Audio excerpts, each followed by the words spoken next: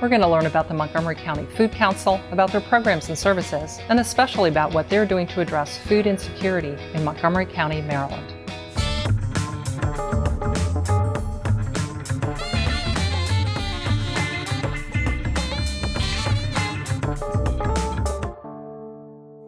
We're here today with Amanda Nesher. She's from Montgomery County's Food Council. We're going to ask her a few questions about that and learn what they're doing to help with food insecurity in our county. Amanda, could you tell me a bit about the Montgomery County Food Council?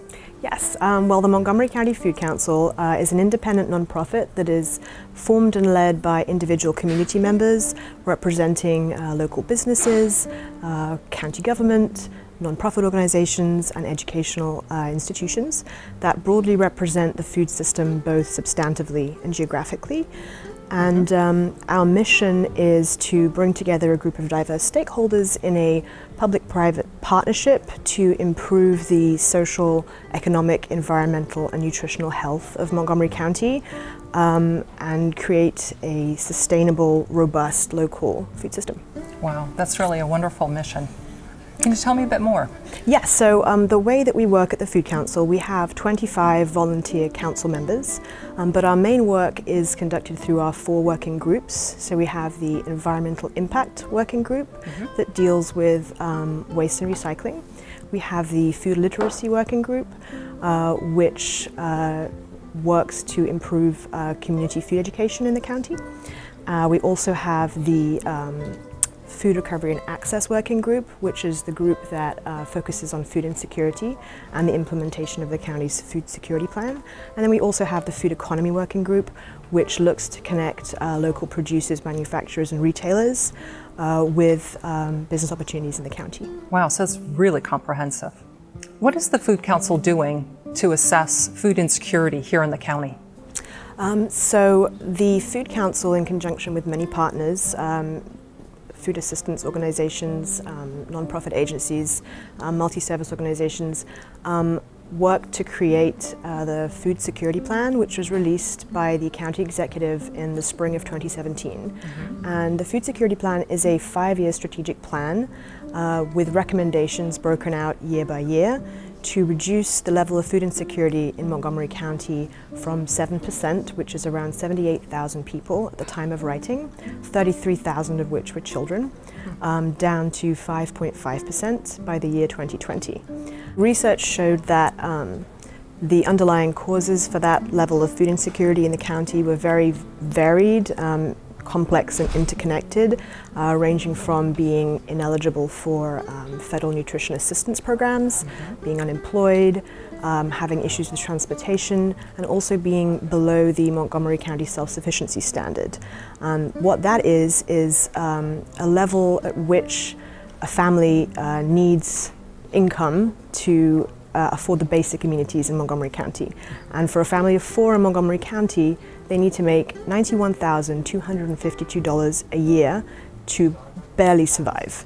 And when you think that to be eligible for federal nutrition assistance programs, you're looking at having an income below between $30,000 to $40,000 a year, you have a huge swathe of people that earn too much to be on federal nutrition assistance, but yet do not earn enough to be able to live sufficiently in Montgomery County. Right, it sounds like they're really in trouble. Yes, and thinking about student food insecurity in particular, we don't really have concrete data for student food insecurity in the county itself, but we do know that around 35.5% of Montgomery County public school children are on the free and reduced price meal program, and that will translate to having a student population when they graduate to college student level. Those kids grow up and come here to Montgomery College. Right, exactly. And we do also know that there was a national study. There is actually a national study conducted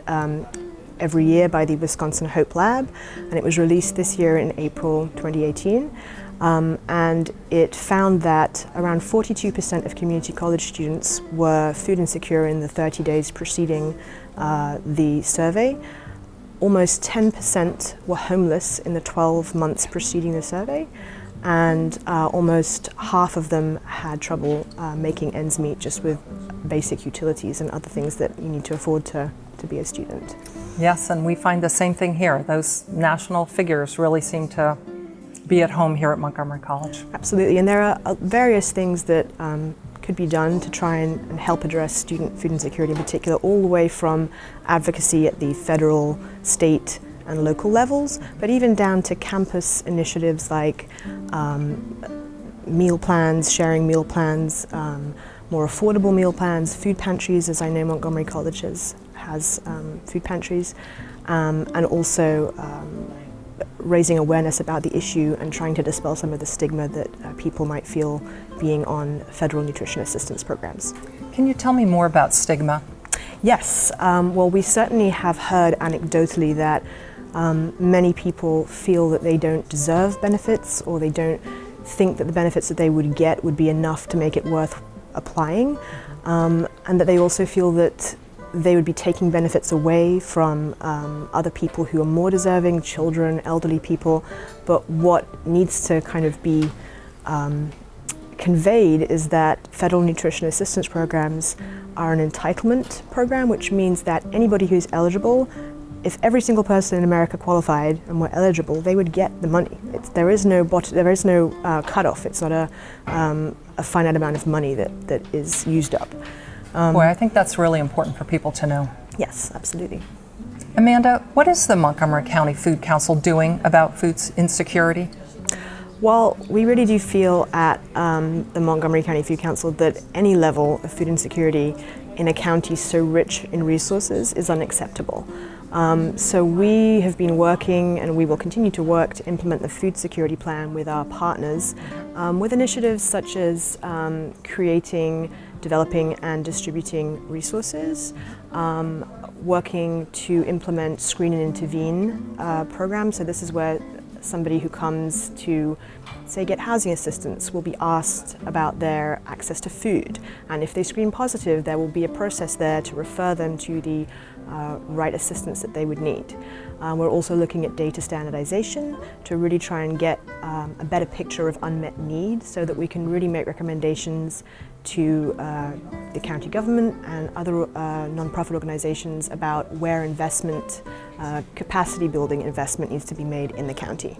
I know that the council has put together a food resource directory. Can you tell me a bit about that? Yes, so one of the recommendations in the food security plan was to put together a directory of food assistance providers in the county that could then be distributed in community centers, in healthcare providers, libraries, through food assistance providers, county service providers, to really enable residents who are struggling to find their nearest source of food assistance. So we have the food assistance resource directory here, and it has 77 providers with their addresses, their contact information, their opening hours, the type of food assistance they provide, as well as any accessibility requirements, such as if documentation needs to be brought or if an appointment is needed, to really try and connect struggling residents with the assistance that they need.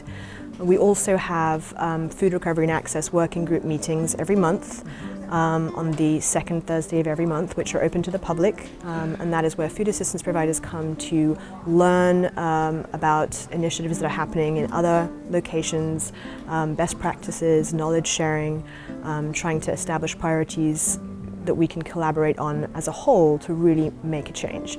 And there's a listserv, an email listserv as well, that anybody can be added to kind of hear about what's going on in the county and where there are events and resources that are being shared.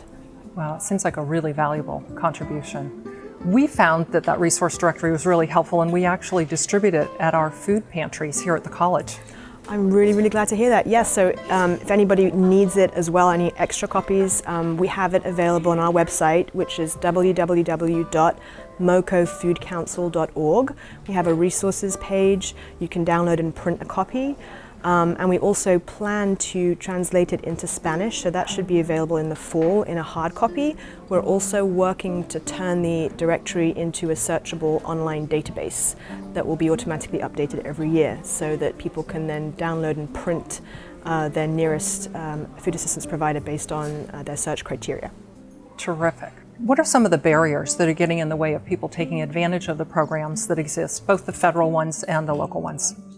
Well, I think the most important thing to remember is that there isn't really a one-size-fits-all approach to accessing food. It really depends, especially in a county as diverse as Montgomery County is, demographically, culturally, and with various locations that have more or less access to public transportation, that people in different locations have different issues to access food.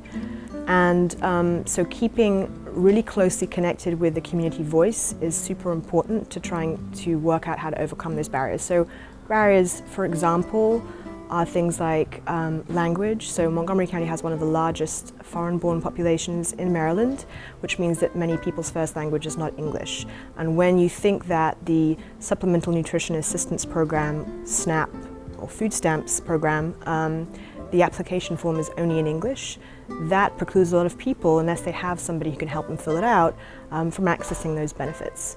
So other barriers would be lack of transportation options, the fact that some food assistance providers or SNAP application offices have opening hours that are during the day when people are working.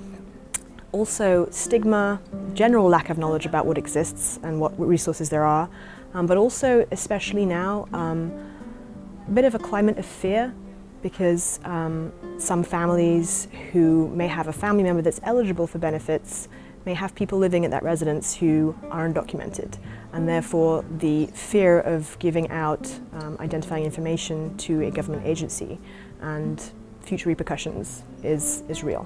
Yeah. Okay. So I know you know that we have food pantries at all 3 campuses, and also this last year we started the Mobile Markets Project with the Capital Area Food Bank. Yes, absolutely, and Montgomery College has been a really fantastic partner to the Food Council in really raising awareness of the issue of student food insecurity and trying to find solutions that really fit the student population. So I know that you've conducted listening sessions with students around access to food. There are various student groups that are working, advocating and working on advocacy projects around increasing access to food. And then obviously, as you said, the fact that you have food pantries on all 3 campuses is no mean feat. And the fact that now you have every month the mobile market through Capital Area Food Bank that is not just open to students but also to the public is really, really helping to reduce food insecurity in the student population, but also around the general area as well, which is really wonderful. So thank you very much for all your great work partnering with us. And Amanda, thank you so much for sharing your time with us and telling us all about the Montgomery County Food Council. My pleasure.